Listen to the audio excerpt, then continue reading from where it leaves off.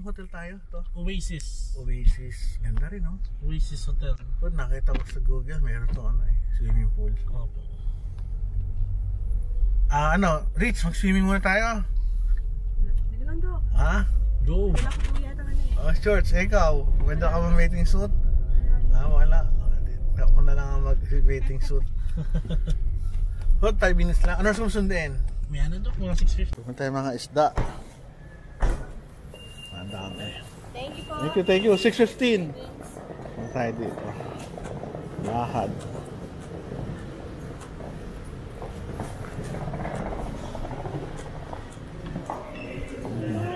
Ito yung loob ng hotel.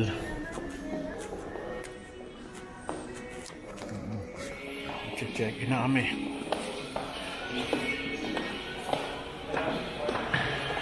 Laki ng hotel Oo.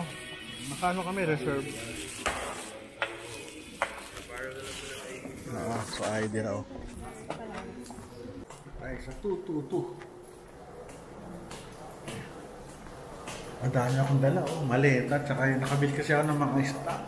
Napansin ko rito sa Butuan, napaka-peaceful ng buhay, walang traffic, hindi maingay, walang pollution masyado, puro puno na matataas. Sayang, Metro Manila, punong-puno ng bahay, squatter, basura, sunod ang dumi-dumi ng kalye. Sakit sa probinsya, tsaka yung daan nila, patag. Wala masyadong nakakalat na mga vendors na illegal. Kaya tayo, tututu. Laki naman ng hotel natin. Hindi siya carpet, pero okay na. Hindi maganda ang carpet. Malayo.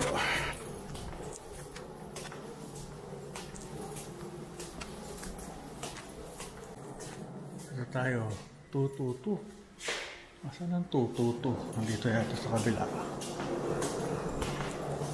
222. Ito. Tingnan natin. Ayaw. Lagyan natin sa sa box. Ay, sa 222.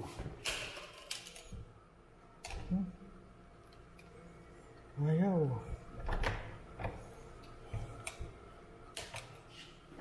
Hala, ayaw. Ayan, bukas din. Ayos. Sarap ang lamig. Wow, ganda.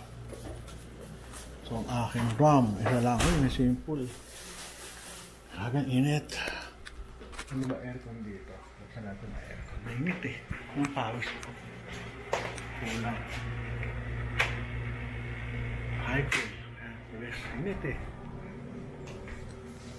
Meron pa ba akong swimming pool? Hey, may swimming pool. Wala na swimming. Ay, nako. Ito ating kwarto ngayon. May kape. Normal na makaligo. May lecture tayo